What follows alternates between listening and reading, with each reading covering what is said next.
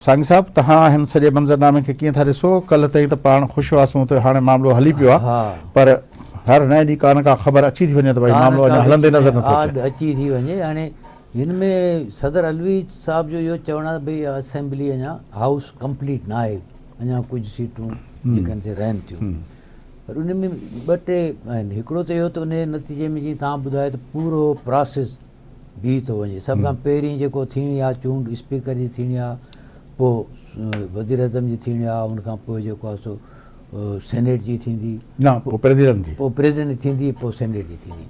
हाणे जेको सॼो मामिलो जेकॾहिं इहो 2 मिंटनि लाइ जेकॾहिं चइजे जेके सदर वारी इन ॻाल्हि ते, त पोइ छा जेको KP के असेंबली आहे उन में त हिकिड़े तरीक़े सां कंप्लीट कोन्हे न, छाकाणि जो उन में जेके रिज़र्व सीट्स आहिनि उन्हनि ते चूंड न थी सघी आहे। पोइ उन ते हिकिड़ो वॾो सुवाल बीहे थो, उहो बि उते रुकिजी वेंदो। त सदर जे तरफ़ां इहा सॼी कोशिशि आहे त कंहिं न कंहिं तरीक़े सां इहा हिकिड़ो मामिलो डिले थिए त पोइ उन नतीजे में मुमकिन आहे त जेके हींअर इतिहादी आहिनि, कोलिशन आहे जेको गवर्नमेंट ठाहिण ॾे वञे थो, उन जे अंदरि के इख़्तिलाफ़ निकिरनि या ॿियो कुझु थी वञे जेको थी सघे थो। मिसाल जे तौर ते हिकिड़ी शइ हिन में इहा आई आहे त अञा ताईं PMLN ऐं MQM जे विच में इहो न तइ थिया भई केतिरो वज़ारतूं वठंदा, कहिड़ो, उहो बि अॼु ताईं जो कोन हुयो। अॼु बि MQM जो जेको राब्ता कमेटी जो इजलास थियो, उहो बि उन में को अहिड़ी ख़ातिर खा शइ कोन साम्हूं आई आहे।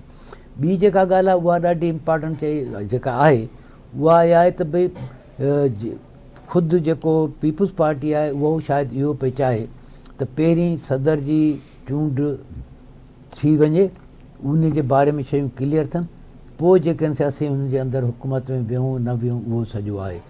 PMLN जी इहा ख़्वाहिश आहे त फौरी तौर ते इहे सभु थी वञे ऐं उहो कयूं, पर पीपुल्स पार्टी उन में को घणो फ़र्क़ु कोन थो पए, छाकाणि पीपुल्स पार्टी हुननि खे स्पीकर ऐं सदर जी जेका पंहिंजे वज़ीर अज़म जी चूंड आहे उन में त वोट ॾियण जो चवे पई, जेको एग्रीमेंट थियो आहे। त हीअ हिकिड़ी थिए थी जंहिंजे नतीजे में मुल्क हिकिड़ो ॿीहर आइनी बहरान में हली वञी सघे थो। उन में जेको अलवी साहब जो सदर साहब जो जेको ख़्यालु आहे उहो आहे त भई जेकॾहिं तव्हां चूंडूं जेको आइनी मुद्दो हुयो असेंबली टोड़नि खां 3 महीननि ताईं वारो उन न कयो त हीअ बि थोरो अॻिते हलनि। माना सदर साहब अॻे 6 महीना कढियो आहे, 2-3 महीना ॿिया बि सदारती उहो प्लस इहो त जेके तव्हां उहो कयो त असीं था कयूं। सांगी साहब साईं तव्हां कीअं था ॾिसो हाणे जॾहिं जेका पंहिंजो कुरैश साहब ॻाल्हि कई त हीउ जेको सॼो कुझु आहे उनमें दरअसल जेके ॿई धुरियूं आहिनि उहो कुरैश साहब जो बकौल त हीअ तकरार हिन वक़्तु जेका हुकूमत ठहण वञे पई उन जे पंहिंजो ऐवान सदर जे विच में न आहे। इहो दरअसल हुनखे पुराणी हुनजे बुनियाद ते चवनि था त इस्टेब्लिशमेंट ऐं PTI जे विच में जेको तकरार आहे। ॾिसो इहो हूं त उन जे पार्ट जे तौर ते थी सघे, पर मुंहिंजे ख़्याल में हाणे को घणी शइ करण जी आहे कोन, सवाइ इन जे जो कुझु उनखे इंघाइजे ऐं थोरो उनखे डिले कराइजे, देरि कराइजे हिकिड़ो ऐं उहो बि इन में को घणो आसिरो कोन थो लॻे त उन जे नतीजे में का शइ जेका आहे सा अहिड़ी का अची वेंदी इन जेका अॻूणी PTI जी हुकूमत हुई उन हामी हुया या जेके बि इदारनि में किथे को माण्हू वेठा उन तरफ़ां को मेजर का अहिड़ी शइ थी सघे, उहो को अहिड़ो को अंदेशो या अहिड़ो को इशारो मिले कोन थो। सिर्फ़ु इहो हिकिड़ो मिले थो त भई हीअ जेकॾहिं थोरो डेग कजे त उन जे नतीजे में जेके कोलिशन में पार्टीज़ आहिनि, जेके धुरियूं आहिनि, उन्हनि जा पंहिंजा के अहिड़ा इख़्तिलाफ़ या पंहिंजूं के शयूं निकिरी अचनि या देरि थी आहे त पोइ मुतालबा वधी वञनि या छा इन टाइप जी का शइ निकिरे जंहिंमें चवनि भई ठीकु आहे हाणे ही हिनखे ही फलाणी शइ टुटे त पोइ ईअं थी वेंदो, पोइ उन आसिरे में वेही करे कजे त हिन 2-3 ॾींहं इंघाइजे तरसाइजे, उन टाइप जो मूंखे लॻे थो। बाक़ी इहो त हूं त ओवरऑल त इनखे ज़ाहिर त जॾहिं ॻणिबो त उन ई कॉन्टेस्ट में ॻणिबो त उहे उन्हनि फोर्सिस खे ई फ़ाइदो मिलण जी हिकिड़ी थी सघे, पर इन में को घणी का जान कोन्हे सवाइ इन जे इंघाइजे, देरि कराइजे। सही था आइन में तो ऐसी कोई चीज मौजूद नहीं है कि अगर किसी तो वो डिफाइन करने की जरूरत है ना जी। आइन में मौजूद ही नहीं है, आइन में मौजूद ही नहीं, उसको डिफाइन करने की क्या जरूरत है? इसीलिए तो मैं कह रहा हूँ अगर कोई असेंबली उसको तोड़ दिया जाता है या कुछ भी होता है तो उसके बाद तो उसी तरीके 30 दिन के अंदर आपको 90 दिन के अंदर इलेक्शन कराने हैं, ये तो सिंपल चीज है। उस वक्त ये नहीं सोचा गया کہ ہم جو ہے نگران حکومتیں سر- تشکیل دیں گے جب آئین بنا تھا. سر وہ تو صحیح بات ہے، نگران والا معاملہ دنیا میں کہیں بھی نہیں ہوتا. یہ تو ہمارا یہی تو میں کہہ رہا ہوں. یہ ہمارا پاکستان میڈ ہے.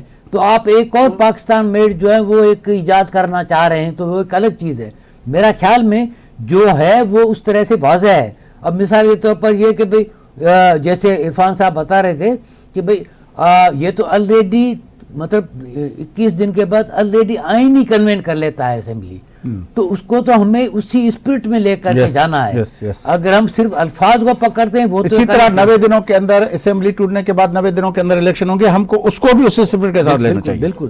اچھا اس میں ایک چیز اور مطلب یہ ہے کہ سوال یہ کہ اگر وزیر اعظم کو اور اسمبلی کے اسپیکر کو منتخب ہونے کے لیے 169 ووٹ چاہیے، تو کیا اس کو صدر کو یا جو بھی ان کے حامی ہیں ان کا خیال ہے کہ اس پورے عرصے میں وہ کچھ اس میں کر سکتے ہیں کہ معاملہ گڑبڑ ہو جائے؟ تو پھر تو ٹھیک ہے کہ ان کا ایک معاملہ بن سکتا ان ہے، کا فائدہ ہو سکتا ہے. فائدہ ہو سکتا ہے. یہ بڑا امپارٹنٹ ہے، اس لیے کہ خود کولیشن جو ہے ہمارا پیپلز پارٹی اور نواز لیگ اور ایم کیو ایم، ان کے اندر کچھ معاملات ابھی تک وہ سیٹل ڈاؤن ہونے ہیں. جی اپارٹ ابھی نہیں ہوئے. فرام اس کے کہ انہوں نے کہا ہے کہ ہم وزیر اعظم کے انتخاب میں یہ چیزیں کریں گے، ان کے سپورٹ کریں گے، وہ ہے. لیکن آپس میں یہ کچھ چیزیں طے نہیں ہوئی ہے. مے بی کہ اس وہ جو کہتے ہیں شک کی بنیاد پر اس کا جو ہے وہ صدر علوی صاحب کوئی فائدہ اٹھانا چاہ رہا ہوں. ٹائم گین کرنے سے تو فائدے ہی ہوتے ہیں نا. ہاں، ٹائم ہاں. اگر مل جاتا ہے تو ہو سکتا ہے کہ وہ جو اپنا قریش صاحب کہہ رہے تھے کہ اصل جھگڑا جو ہے وہ اسٹیبلشمنٹ اور پی ٹی آئی کے درمیان ہے، تو ہو سکتا ہے کہ وہاں پہ کوئی ریکنسیلیشن کے لیے ایفرٹس کہیں سے کوئی بریک تھرو ہو جائے. اس میں پیپلز پارٹی نے بھی ایک جھگڑا ڈالا ہوا ہے، وہ بھی ذرا ڈسکس کر لیں. جی جی جی سر، آخری منٹ ہے، ڈسکس کر لیتے ہیں. آپ بس اس پہ اپنا کمنٹ دے دیں. آخری منٹ ہے.